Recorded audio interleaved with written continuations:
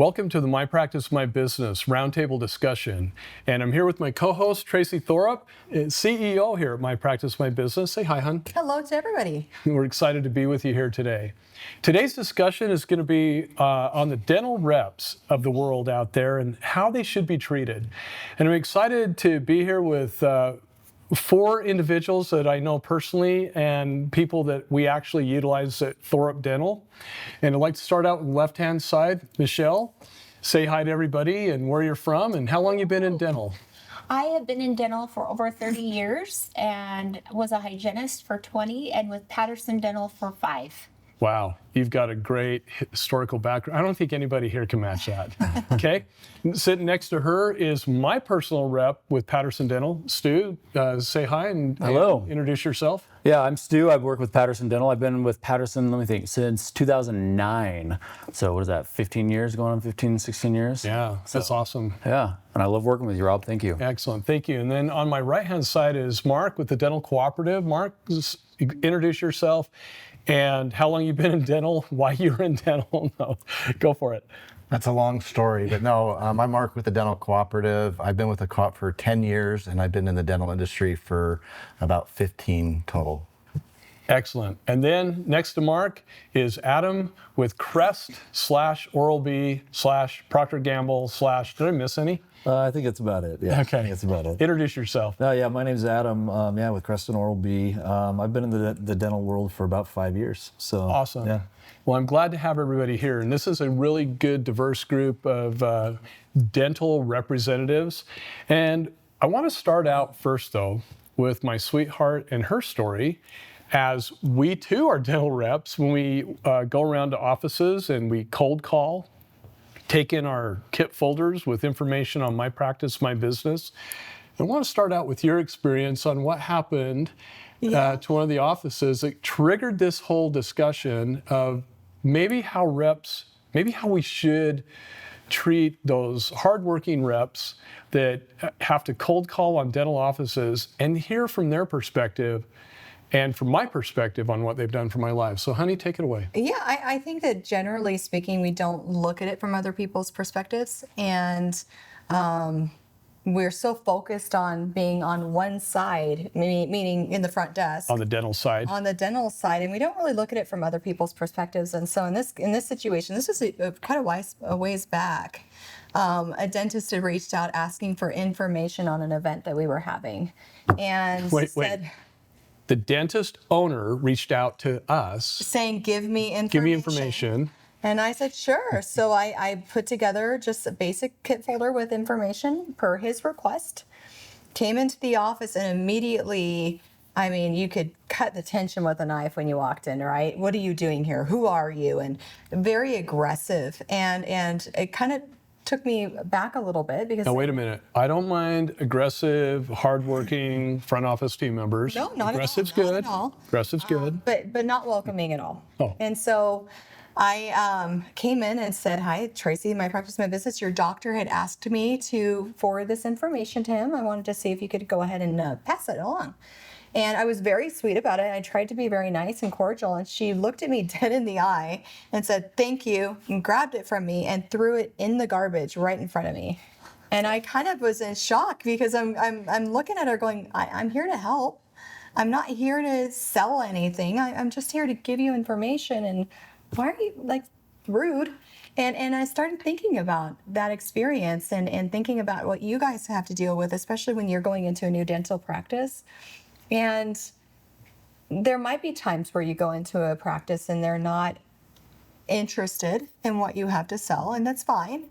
But it's all about how you engage. And it really disappointed me with that experience, thinking about what you guys have to deal with every day. And obviously there are flip sides that we can talk about too with some of the experiences that I've had with the reps that haven't really been that respectful either. And so we just wanted to open up that door with that discussion. Well, and all of you around this table know how much we bring to an office when they go through our training. It's absolutely amazing when we run practice analysis reports, $300,000, $400,000, $500,000 a year of new net revenue and up. Does that doctor even understand what that office manager just cost him or her. And that's where I want to go. So have any of you ever had an experience like that, where you've walked into an office? Who wants to start? Go for it. Sure, I'll start. Much like Tracy, I have a newsletter, a dental rep newsletter that I hand out to all of my dental offices. And literally, some look forward to it because there's a lot of great information in there, new product highlights. There's also at the very end a bonus page that has just comics, just fun little cheesy jokes. Yeah. And I have some offices that take just the jokes and then take the dental portion and just chuck it in the trash there. Information that could benefit their practice immensely, 100%. right? And it's new every month. So I'm just like, well, you're a loss. It's really unfortunate and sad because the dentist has no idea, right? It's just the dentist / owner has no idea what's going on there. Right. Stu, you probably never had any of these experiences. Oh, I've had my fair share. Yeah. It's always surprising me when I reach out to doctors trying to have a business conversation with them. This is me trying to bring value to their practice, trying to earn my keep with them by discussing their problems, right? Earn loyalty with them, helping them. Yeah, I mean, at Patterson Dental, our company's motto is we do everything but the dentistry, right? And so my part of my job is to bring value to that doctor, things that will help him either make his life easier, make his practice more efficient, bring exciting things for his team. These are all things that help grow a practice, right? Things that that you guys participate in your own practice, right? So things like technology, CAD/CAM, cone beam, things that allow doctors to do more in maybe less time, right? And so it amazes me when these doctors shut us down by wanting to come in and have business conversations with them. Doc, what are you struggling with in your practice, in your business? What keeps you up at night? What are the things that your team wishes could be different in your practice? And if a doc isn't willing or doesn't want to have those conversations, how can I be a help, right? And so, yeah, there's times where docs like you that have invited me in and said, "Hey, Stu, I'm struggling with this," or "Hey, because we're in hundreds of dental offices every 2 weeks, right? Right. And so we see the problems that occur, and oftentimes we have solutions that can, we have the foresight to be able to say, "Hey, doc, here's what I've seen out in the field," or "Here's what this doc struggled with. This is what helped him. Would this apply in your situation?" And it's not like it may not be something that you're not looking to sell them $500,000 of equipment and things. It's like, Michelle, you're talking about a newsletter of just information that might be helpful, might have tips and tricks on it of front office help, insurance help, hygiene help, things like that, right? And the solutions that we bring are often solutions to your problems. That solution could be a $20, $30 item, or it could be a $200,000 solution, right? Right. It really depends on the problem experience. And it might be an item that just, or a training or something, just might be a 2 or 3 degree course correction. Correct. That is only $600-700 a month. Right. Times 12. Yeah. And that's what we see. Mark, you ever had that problem? Yeah, I think it's a challenge for, I think everybody here at this table, for all of our companies, is how do you get that information out? You have a new vendor, you have a new special, you have a new product, you have something that's really big. And I think a challenge for us at the co-op and all of our companies is how do we get that information out? Michelle brought up, she does a newsletter. We do a monthly email that packed with a lot of information that we try to trim down, but there's enough information that's how many people are reading their email. So it's a trifold effect. Maybe you have to visit, maybe it's a phone call, but the information that we get out is hard to get past the gatekeepers, and it's hard to get the information into the hygienist, to the office manager, to the doctor. And I think it's a challenge that all companies face, is how do we get that information into the right hands? We're not trying to disrupt your day. We just like, please get this to the right person. I think it's a challenge that we all face. And again, whether that's a personal visit, an email, a phone call, it's a challenge to make that happen. I noticed when I went out cold calling, because I like to do it, once in a while. I like to do it because I like to see what all of you face every day of your life. and to put myself on the other side of the fence and go, what's this like? And you just touched on something, disruption. It's like, oh, I don't, when you come into our office, it's a disruption. I'm proud to say that in our mission statement, it literally states that we treat everybody with dignity, humor, respect, who enter our doors, or in other words, how we would want to be treated. And I think one of the things that's a killer is, and Adam, you've come into our office. I mean, have I broke out and come said hi and Sometimes. asked you? Exactly. Yeah, If I'm available, Stu will bring people to my office. It might be, somebody from, a company that they're, sponsoring a new product or some widget, and man, I'm like, bring him in. I'll talk to him unless I'm, down in the mouth somewhere. I always come in, but it's interesting. These three, and correct me if I'm wrong, but these three are on the front lines. They're having to go into offices all the time. You kind of are like a referral, more or less, and yet you still have to go in. What is it like even having a handoff from somebody being able to go into an office? Tell me what that's like and what you experience. Yeah, no. So I mean, and I am on front lines a little bit as well, right? I mean, I cover a lot. Oh, you're not just referral based? Just referral based. But there is some referrals as well, right? And, Yeah. And when you have a referral, I mean, just kind of like what Tracy talked about, you go in, especially when you get a referral, thinking, hey, this is going to be great, right? They asked for this information, right? Yeah. And most of the time, it's great. It's great to have a name to go in and say, hey, so and so asked for this information. Right. But there are times, that it gets a little uncomfortable and it's weird. And I don't know if it's a communication from that person that asked for the referral or whatever, right? If they could communicate to whoever that gatekeeper is, hey, Yeah. Adam's going to stop in from Crest Orby or Stu from Patterson, whoever, right? That would help just so that information doesn't get thrown in the garbage, or there's not that weird sense of, what are you doing here when I don't really want you here right now. So, Right. yeah. Well, and it's funny because I was thinking about that from other perspectives too. I think you're right. I think that the communication between whoever is doing the asking and whoever's getting the receiving, in a sense, that communication is just not happening. And I think that that's something that a lot of practices need to work on. And then I also look at it, from the front desk perspective, because we have people that come in randomly and they do try to sell us Stuff. snake oil in a sense, and it's just Things that aren't dental. Oh, definitely Yeah. not dental. And you're like, well, I'm trying to balance the doctor's time and figure out, is this relevant to what we're doing? And should I schedule that lunch and learn? Is this information that my doctor's going to want? Or is this person just trying to get my doctor's money? My doctor's complaining about spending too much money. I need to look out for him or her. And so you are balancing quite a bit in the front.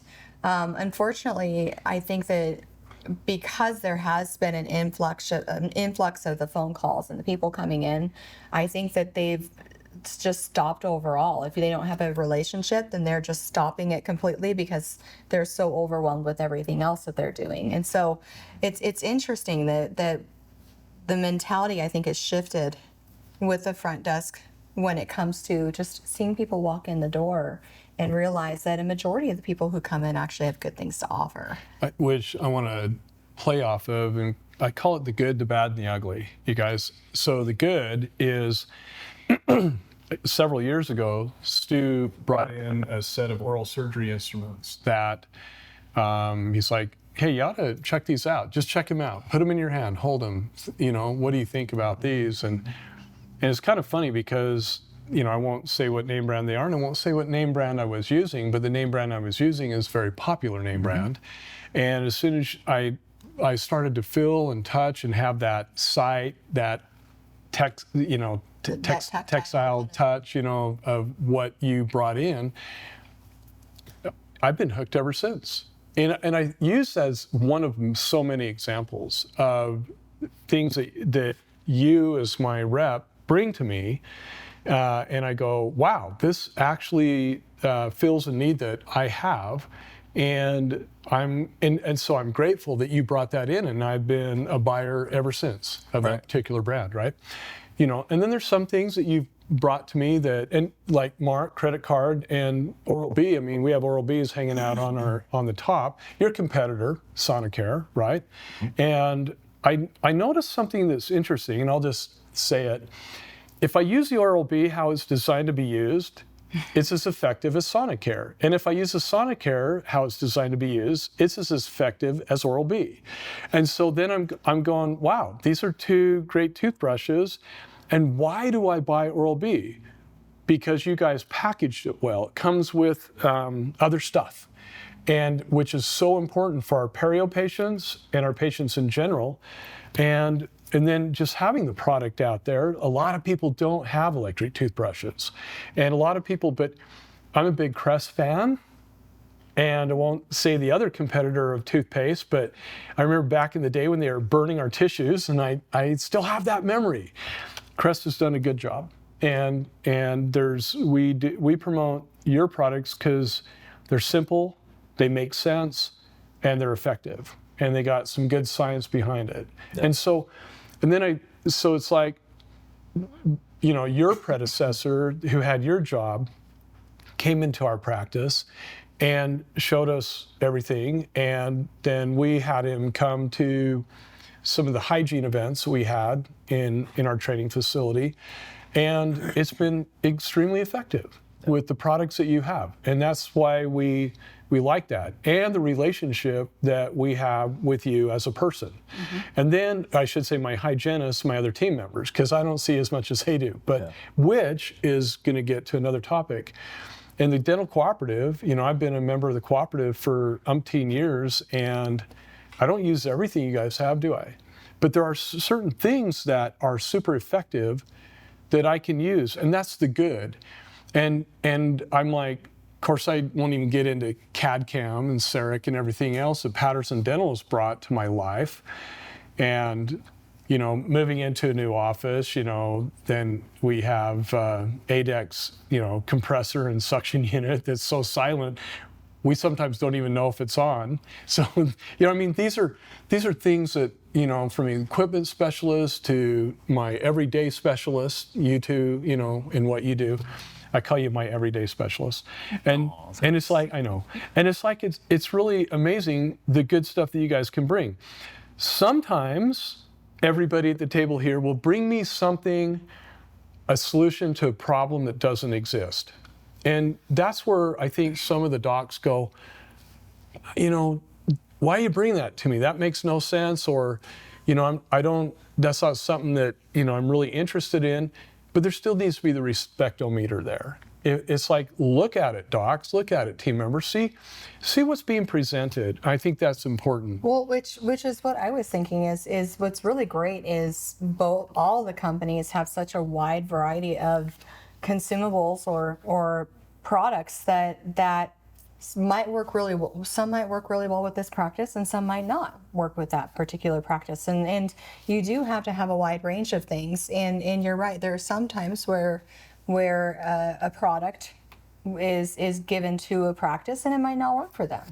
But the question is it even being offered, and is that person just saying no because they want to say no, or have they really thought about it and listened and made that decision based off of information and relevancy? That's, I think, the huge one. Yeah. And if I Before I could get to the add, ugly, too. add some stuff here. So one thing I would love to add to that is, as a salesperson, if I have the opportunity to ask you the right questions, that way I can bring the right solutions to your practice. If I don't know what problems you're having or what problems you're experiencing, I can't. Now I'm just shooting in the dark, and then you get frustrated with me because I'm bringing stuff in that's irrelevant, right? And you're not, and the office has not made you part of their team, right? And it's just like, my IT guys are part of my team. My Patterson rep, Patterson Dental as a whole, is part of my team, or whatever, company, whoever you're using out there, you guys should be part of your team. Our payroll company and HR company, help side, they're part of our team. My CPA is part of my team. Sometimes we view these people as our enemy. Right. or as insignificant because I'm all that in a bag of potato chips or something. You They're know, just it's trying to like take my egos get in the way. But if you allow us to come in and build that relationship with you, we move out of that relationship of salesperson to Yes. trusted advisor. There you go. There you go. I love that, Stu. That's a good point. And then there's something that I think practices have experienced that is sometimes, it's just a mistake on the rep's part. But Tracy, talk about the credit card guy and what happened, how he, So I mean, I know I'm so much more important than you are. I think And my business skills are way higher than yours. I think that's I'm probably, and, joking. this is where I was talking to Rob this morning about this group and some of the fun things that just need to be addressed. But I've gone into dental practices and I've had people that know everything, right? They can't be taught anything new, and that's one extreme. Then you get the ones that also are deer in the headlights when you walk in, and they're terrified to Yeah. talk to you and move outside of their segmented kind of area.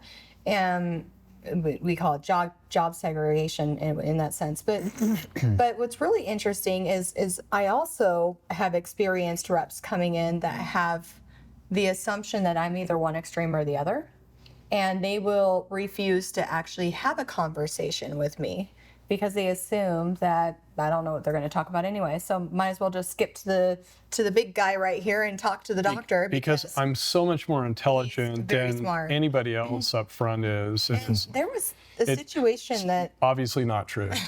And and for me, I think I think some of the frustration with the people in the front is the people who legitimately are trying to learn and grow also being ignored by the reps. I think is one of the main reasons why they kind of overcompensate in a lot of ways to try to show that they're more the bureaucracy. I'm just thinking of the hierarchy, so to speak, with that. I'm the boss. I decide, and now all of a sudden, what I say goes. I run this as the practice. front office person. the doc So- just does dentistry, but I so run of the course, it's not, we see all the psychology that happens behind this, but what's really interesting is not too long ago, there was a rep that came by with a credit card person, and I didn't really know that person was going to show up. But I happened to walk in and a discussion was being had, and the rep was talking to the doctor, which was you, right there. So I walk in, and immediately Rob looks at me and goes, "This is who you should be talking to, Tracy." And I hate it when the dentists pawn the reps off onto the But it was onto legitimate. the team. But I'm sorry, It was Tracy's legitimate. Tracy's got, you don't just get an MBA from a top 15 school for nothing. Well, yeah, I mean, I liked being involved in those things. I'll pat you on the back and because I can talk about you, but it's like, this is out of my wheelhouse. This is who you need to be talking to because she's way smarter on credit card processing, on all the fees, on all the everything that has to do with that part of the business. I mean, I can hold my own barely, but man, it's like, this is the person. And he kept redirecting to me. He kept saying, "Well, wait just a second, Doc, No, before I her. talk to you. No. Let me talk Yeah. to you, Doc." And he kept going to Rob, and Rob kept saying, "No, talk to Tracy." And okay, but real quick, Doc. And here's what happens. In the practice, the front office team members, they get offended. It hurts their feelings, rightfully so. And that's where They overcompensate because of it, though. For me, I don't really care. it's like whatever. I know. But what's really interesting is, again, I think that there's so many misconceptions about who the reps are and who they're geared towards versus the reps thinking, "Oh, this isn't relevant. I have time is of the essence. Yeah. I need to get to the right person." And so trying to figure out how to navigate that whole thing is really, I think, interesting. But yeah, it's I call something it- that we just have to address. I call it again, it goes both ways. And this is what we wanted to point out and get your guys' thoughts on here, and then we'll just listen to all of you. But it goes both directions. And it goes from the rep. I've seen reps sit in the front of a reception area for an hour, I only want to talk to the doc. And then they just sit there. And they don't so uncomfortable for the front office team members. They're in a long procedure. What do we do, you know?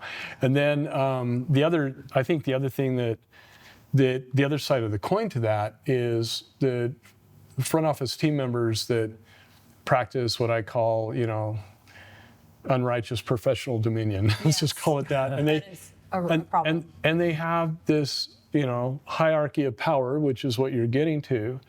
So the whole point in this roundtable discussion, folks, what have you done to become part of the lives of the team, of the offices you serve? What does that look like? And I know for us, having our reps here, it has, for us, it just makes our business model whole, and it makes it good, and it makes it like, wow, I have somebody on my team that can help me be successful. And it's one component, but it's a major component. All of you are like major components of this cog that has to keep turning for me to actually do what I do. And I think that the thing that has been frustrating to me is to see practices not show respect or disrespectful, or thinking that the rep isn't more than just what you brought up, Stu, a trusted advisor. Where's that trusted advisor? So how do you see yourselves, going back to what we were talking about earlier, how do you see yourself as a trusted advisor? How do you become part of that team and build that relationship? And I want to start with one more thing, and I got to be sensitive how I talk about this. We've trained a lot of people. We've trained hundreds and hundreds of practices, thousands of dental team members. And it's always amazing to us, the team members that you guys bring to us that are struggling. And when I know that you bring somebody that's struggling, it tells me that you have a relationship with them. But what about those doctors that are struggling financially, mentally? And I hate to bring up mental health because I am not the expert. I am not. But when we have docs open up to us, some of them in tears, that they're struggling and how our company has changed their lives. And we have docs that are coming up in training these next few months that We're excited to help. we're excited to help. Mentally and financially have been struggling a lot to be in the profession. I look at all of you, and you've helped me, and I've talked enough. Adam, I think that there are a lot of layers to, I think, what you're trying to say, right? there It's- is. You have to read between the lines. You have to listen between the lines. having you guys to kind of talk a little bit about what you do to kind of encourage these offices to break down these barriers, what you ask that they do and make a conscious effort to do to break down those barriers and help them understand that you're here to help. And That you're part of the team, and that you have, I know that all of you have relationships with offices that are really tight, and you have relationships that are barely existent. Tell me what you, Adam, I want to start with you. Tell me what you think is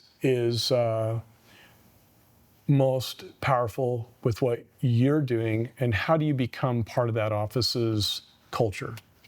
So I think it's really important that we get to know the people individually, right? So a little secret here, right? So you talked a little bit about, that, hey, they want to talk to the doctor, right? Nobody else, or they want to talk to the hygienist. I will tell you, like on our end, where we have clinical, items that are clinically studied and whatever, we are told to try to talk to a doctor or a hygienist every time, right? Yeah. And so it's taken a little bit of a shift over time that I've kind of learned personally. That even though, yes, I'm supposed to, like my company kind of requires that of me. Okay. Right. I can kind of deviate from that a little bit, right? And figure out who is a decision maker, right? Just like in your situation you're talking about, right? Who should I be talking to? And get to know that person personally. Because if I can make a personal connection, right, get to know their kids, or about their kids or their family, what vacation, where are you going on? What, just things like that. They're way more likely to open up, right? Share personal things with you, and then they're way more likely to listen to what you have to share about your product. So that's something that I've been trying to do a lot more of over the last little while, and I think it's really helped to open up doors. It's not just you have a great product, you still have to have that right. relationship and the practices that you are able to have that relationship. Yeah, I mean, they're buying from me personally, right? Yeah, it's Crest Oral-B, and it might be the best products in the world, but I'm the face of Crest Oral-B, right? And I need to represent that. And when you come into my practice, I want to like, hey, what's up? Yeah, Good to see you. Right. Yeah, That's right. Instead of who are you? Yeah, exactly. Awesome. That's a good point, Mark. There are a couple kind of questions in there, but just as a rep as I go, and I try to respect the time. I don't ever remember a time sitting in an office for an hour waiting to talk to anybody. I mean, that's the last But you thing know you that wanna do. happens. It happens a lot. I know some reps who do it. And to me, it's just that back to what Stu said about being that trusted advisor. I mean, I'm honest with people. I'll tell people, hey, this product is going to work for you. This isn't going to work for you. And so there's times when I say, hey, it's probably not a good fit for you to join the co-op. I tell them, they look at me, I'm kind of surprised. So gaining their trust is huge, and giving them honest advice and having integrity is really, really important to me. And even if it's, saying, a competitor's great, and they do a really, really good job. And so it's just gaining that trust, and it's different with a cold call as it is with an existing account. But just, I had an office call yesterday and asked me 4 questions on things that we don't even do. Like, what's your advice on this? And so I know I've hit a home run with that office. Because they're just looking for me saying, hey, thanks for that information. Thanks for telling me about that. And they weren't services that we offered at all, but just to gain that trust with them. I think one thing that helps me get to the, move out of that salesperson role into the trusted advisor role that we talked about is a willingness of the doctor to be open with me and allow me to build a relationship so that we can earn that trust with each other, right? But it's difficult if that doctor is not, or if that dental office is not willing to open their doors to us as salespeople, as reps. It's almost impossible to break through that barrier, which is why I'm glad we're having this discussion, because there are bad reps out there, right? That'll sit in the office for an hour. There are reps out there that'll waste a doctor's time, not bring value, or there's selfish reps out there that they just want to push their own agenda. And I think those are the ones that give all of us in this industry a bad reputation, a bad name. I mean, I'm sure you guys have been burned by some of those reps. Oh yeah. And I'm sure I've been that rep a few times too, and I've been kicked out of dental offices because I haven't been that rep, right? And so shame on me, and also shame on us for making those mistakes, right? But I feel like if I can bring value, if I can understand your struggles, and if we can be open with each other about what we're really experiencing in the practice, we can help each other out. It's got to be a win-win situation, right? I mean, I don't want to bring anything to your practice that's not going to help you grow or help you be more profitable, especially with like the MPMB side of what you guys do, right? There's dental offices where I've tried to bring that, and they shut us out. It's like, we bang our heads against the wall. Like, I know this is going to help you out. Like, all the conversations we've had and all the struggles you're telling me that you're going through, I have the solution, but you're not trusting me. Like, It's the lead the horse that to hurts, water thing. right? Yeah, absolutely. It's frustrating, but and then there's times where, like, remember when you bought your CAD cam and your cone beam from me? Well, what was my line to you? Rob, can I talk you out of this? Like, are you sure this is gonna be a good thing? And That's true. You did. You tried to talk me out of buying both of them at the same time, and I remember driving home from sure that glad- trip and like going, how much did you spend on that?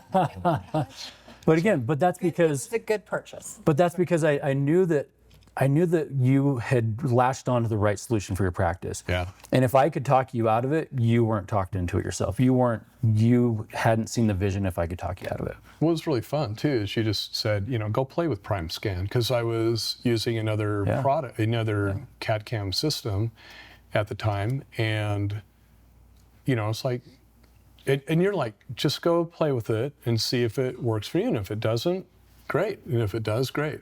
Yeah. And it's like, I appreciate that, and yeah, he did. He tried to talk me out of buying both of them at the same time, but man, I just saw the value Right. of both those, and now And the Look, time had to be right for you. You had Yeah. to be in the right mentality to say, okay, I need to look into it. I need to really experience it. I need to think for myself on it. And you made that decision in confidence, knowing that he wasn't going to pressure you one way or another. And I think the soft sells is such a powerful skill to have versus just high pressure, hard sells all the time. I'm the person that is going to completely push that away from me because I don't like being. And Michelle, you'll position. appreciate this being a hygienist. It doesn't have to be hundreds of thousands of dollars of equipment.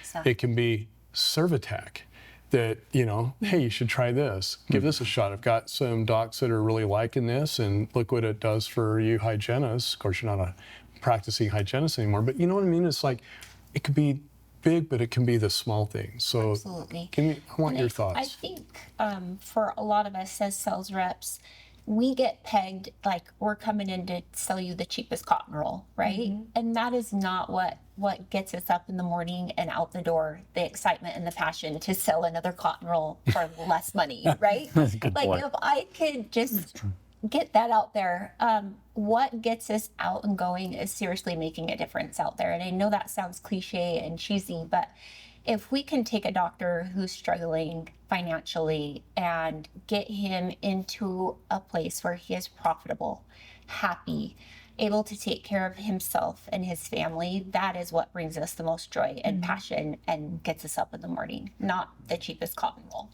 So for us, like, I enjoy being the quarterback for my doctors, for all things, not just dentistry. If he's needing a new marketing person, I love being the quarterback and finding that tool for him to help, him market his practice and himself and his dentistry so that he can grow and get more patients. If it's his his office needs health insurance and his family needs health insurance, bringing in help side or other tools in our tool belt, right? Right. That is what is exciting for me as a dental sales rep. I'm thinking of two offices just off the top of my head that you brought to us to train, and one of them she's just crushing it now, and the other one, that guy is, you've changed their lives, and I it's not just bringing them to us for training, but it's the instruments, it's the meds, it's the cotton roll. I mean, it's everything that you're doing for them. I hope that that all the dentists and team members that are watching this discussion, I hope that they get a better perspective of what all these reps and the tens of thousands just like them nationwide, what they have to do and what their job is, and that you just hit it on the head. You're not just trying to bring them, the cheapest cotton roll. You're trying to bring them a quality of life that maybe they have not tapped into yet, or an excitement for dentistry again that they might not have had. Well, I wanted to interject a little bit and just think from the front office perspective. I think that my advice to the front office would be, number one, greet the person coming in the door with a smile. I think that smile goes such a long way. does. They welcome you with a smile. And you said something, Stu, of your job is to try to figure out what they need and how you can direct different resources to that person. Yeah, that's a I great think that point. the front needs to do the same thing. When you guys come in the door, how can they know who to give you to and help you with unless they stop and listen to what you're offering, and then be able to help you get to the right person who needs your help with that specific thing that you're talking about. And so, the front can do so much more for the practice than I think that they give themselves credit for. I think a lot of times they think, well, it's not my job, and so therefore I'm not going to really do much. But again, the smile, hey, you know what you're talking about won't quite work for us, but you know what, if I introduced you guys to this person next door at this dental practice, let me connect you to, this would be a really good thing for you. That kind of welcome and relationship, whether you can help each other or not with that particular thing. I think it's just really important that we start looking at it as a mutual relationship. I think a lot of docs don't even know what's going on in the front. They don't know how the front office team members, how they're handling the people that come up front. And I'm thinking about last spring when I went around cold calling, handing our kit folders and brochures to offices that were out there, and the grouchy faces that I came across, and going back to what you said, the happy faces that we came across, and people that would just they were okay and interested in just chatting with us.